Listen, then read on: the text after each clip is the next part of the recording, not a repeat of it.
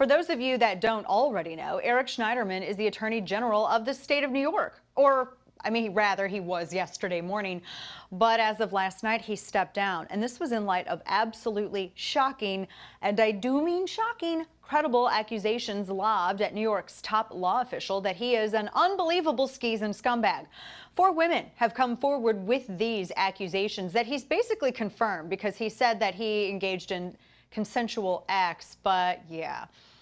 And these accusations are really painting a picture of a monster. Here's some of what these women said to describe what it was like to be at the mercy of this scumbag. This is one quote from BARISH, one of the women that was with him for a short period of time. She says, all of a sudden he just slapped me, and this is open-handed and with great force across the face, landing the blow directly onto my ear. By the way, BARISH, this accusation right here, she actually had to go and seek medical attention because her ear was bleeding.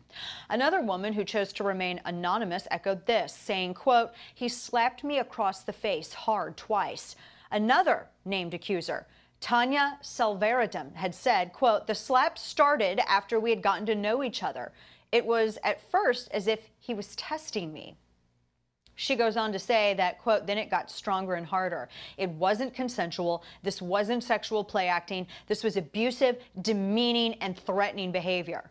She concluded with probably the most disgusting and disturbing part of this whole entire thing, that, quote, sometimes he'd tell me to call him master, and he'd slap me until I did. Now, in response to the accusations, Eric Schneiderman said this in a statement to the press, quote, in the privacy of intimate relationships, I have engaged in role-playing and other consensual sexual activity, he states. He adds, I have not assaulted anyone. I have never engaged in non-consensual sex, which is a line that I would not cross. Sure. Yet 3 hours after the story dropped, Schneiderman resigned. But what makes this almost worse, if that's possible, is the public image that this guy crafted for himself and the anti-gun Democrats and the left completely bought into, despite the emerging report that, yeah, everybody knew about him. He's kind of the Weinstein of New York politics. He had branded himself as this hero of women, this stalwart defender of virtue, going after the equally scummy Harvey Weinstein because he did file a civil suit.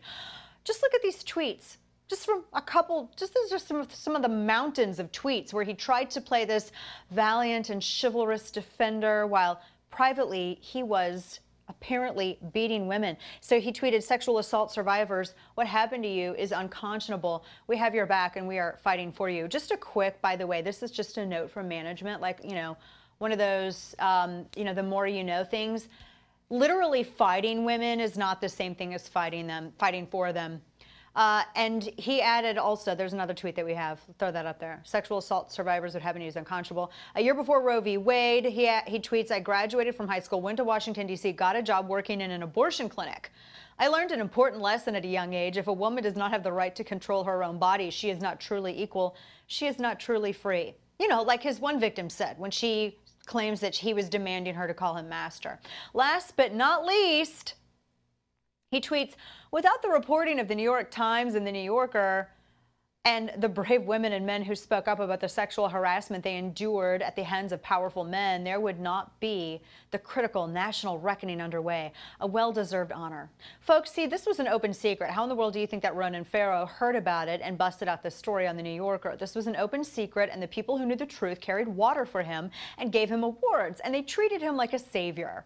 There are reports that these accusers were discouraged from telling on him precisely because of how, quote-unquote, important he was. In fact, nearly 4 years ago, President Trump, very Simpsons-esque, tried to call it out, saying on Twitter in 2013, quote, Weiner is gone, Spitzer is gone, next will be lightweight AG Eric Schneiderman. Is he a crook? Wait and see. Worse than Spitzer or Weiner. Oh, and let's not forget that Eric Schneiderman just hates lawful gun ownership. Hearing these stories about him, it's no wonder why. I mean, the last thing that human filth like this would want is for a woman to be in any position to defend herself.